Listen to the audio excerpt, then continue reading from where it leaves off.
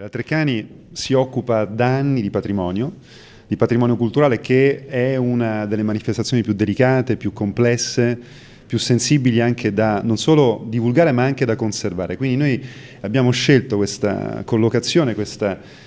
idea di lavorare con la Brigata Sassari per parlare di territorio e per parlare di appunto opere d'arte. Lo facciamo con un tema molto importante, con i 500 anni della morte di Leonardo, che si celebrano in tutta Italia, anche perché c'è una legge dello Stato che ci consente di fare questo, e quindi lavoriamo sulla promozione di Leonardo, lavoriamo sulla promozione di un genio che si fa presto a definirlo tale, ma poi bisogna anche conoscerne le caratteristiche, i dettagli, le storie, gli aneddoti e anche, se mi consentite, un pochino di orgoglio nazionale, le competenze sul restauro, quanto si è messo in campo circa la prevenzione, l'intervento di conservazione di alcuni dei capolavori più grandi, tra cui il Cenacolo Vinciano, che si conserva a Santa Maria delle Grazie a Milano.